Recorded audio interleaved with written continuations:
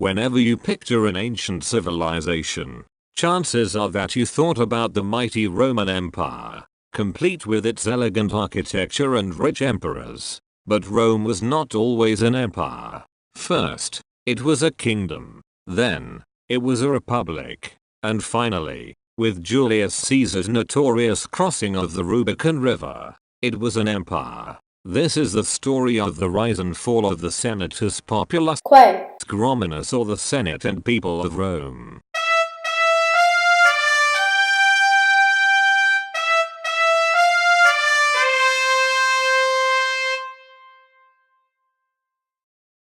In the year 509 BCE, Rome was still a relatively unknown kingdom in modern-day Italy. Throughout the next 200 years, it conquered the entirety of the Italian peninsula, and by 264 BCE, Rome was ready for a new round of expansion. It fought a series of wars with the neighboring country of Carthage, and through those wars, it conquered Macedonia, Greece, Sicily, North Africa, and Spain. Now stronger than ever, the Roman Empire was almost at its peak. However, Julius Caesar had his own plans. He defied the Roman Senate, crossing the Rubicon River, despite the law that no general was to cross it, and forced the Senate to name him the dictator. The Senate was outraged and plotted to murder Caesar. Soon, the Senate's plans were realized, and with Caesar's death, our story begins.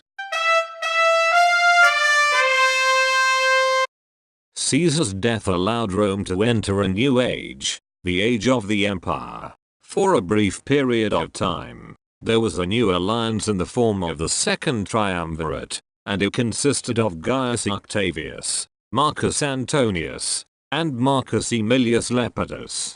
Gaius Octavius, better known as Octavian, eventually came to power by defeating Marcus Antonius, better known as Mark Antony, at the Battle of Actium in 31 BCE. Although Octavian was outnumbered 8-13, he caught the Greeks off guard. Mark Antony and his wife, Cleopatra the Seventh, fled, fearing that the valuable treasures they carried would now be seized. Without their leader, the enemy army was easily defeated by Octavian. The Senate, after hearing the news that Octavian planned to restore the Republic, named him what most people know him as today, Augustus Caesar, meaning the illustrious one. However, Octavian's promises were empty, and the Republic was never restored. Instead, Octavian made himself emperor and proceeded to pass a series of reforms.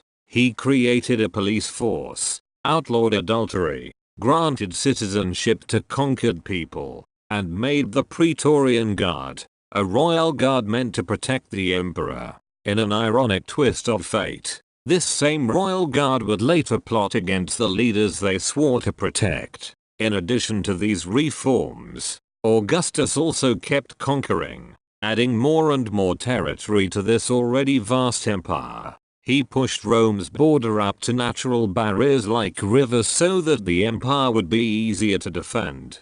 During this time, the Roman economy boomed, with the entire area now united. Trading in the Mediterranean was never easier. The lenient rules that allowed conquered people much freedom made rebellion almost unheard of, and the Pax Romana, or Roman peace, began, lasting in total more than 200 years. During the long period of peace, innovators were hard at work, creating numerous inventions such as the aqueduct. The first aqueduct ever constructed, the Aqua Appia, was built in 312 BC and spanned 10 miles. Although it was the first, the Aqua Appia was not the longest. One of the aqueducts supplying water to Carthage spanned 82 miles and boasted over 300 concrete arches, standing at a whopping 130 feet at its highest point. However, good things tend not to last. Augustus, being human, died, and Tiberius, his adoptive son, became emperor. Tiberius didn't really do much as emperor, but things really went into decline after Caligula, Tiberius's nephew, ascended to the throne. Caligula, meaning little boots in Latin, got his nickname after Roman soldiers gave him cute little soldier boots when he was hanging out near their barracks. Caligula was not really popular during his 3-year reign and was easily angered. His greed and his glut certainly didn't help him gain popularity, and some went as far as saying that Caligula actually had a mental disability. Thankfully, the Praetorian Guard allowed Claudius, Tiberius's brother, and Caligula's uncle, to replace him before Caligula could cause any damage to the nearly perfect track record of the Roman Empire. Unfortunately, Nero, Claudius's adoptive son, soon rose to power.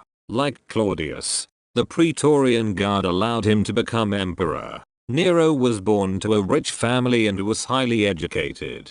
During his time as emperor of the most powerful empire at the time, Nero neglected his imperial duties and simply basked in the imperial pleasures and privileges. He freely squandered tax money on festivities and even started the famous fire in 64 AD that destroyed most of Rome. Legend has it that Nero had purposefully started the fire in order to make room for his golden house. When rumors that he was to blame for the fire stirred, Nero pinned the blame for the fire on the Christians so he could get more entertainment from publicly executing them. Nero was now extremely unpopular, and the Senate plotted to sentence him to death and name Galba emperor. Nero, hearing the news, immediately committed suicide. With the main leader of the empire now dead, everyone sought to become emperor themselves. That year, 4 emperors came and went,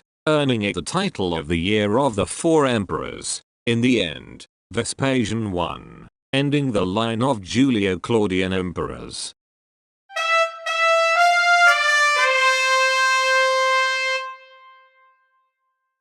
In 70 CE, Vespasian, with his newly acquired power, built one of Rome's most famous buildings, the Colosseum. In order for the emperor to have more freedom to do whatever he wanted, the public had to be entertained, and that was the role that the Colosseum was going to serve. Gladiatorial fights, naval battles, chariot racing, hunting, and other forms of bloody entertainment would regularly be held at the Colosseum. During these events, specialized slaves called gladiators would be forced to fight and possibly kill one another. A match would end when one of the gladiators either dies or surrenders. If the gladiator were to surrender, his or her fate would be decided by the patron of the show. When naval battles were held, the Colosseum's complex plumbing system would be utilized to rapidly fill the stadium with water. Slaves would be forced to fight a mock naval battle in the Colosseum to entertain the 50,000 spectators seated above. When the battle is over, the Colosseum is drained and the sunken ships are cleared to prepare for the next event. Now a popular tourist destination, the Colosseum is now partially destroyed, representing only a fraction of its former glory.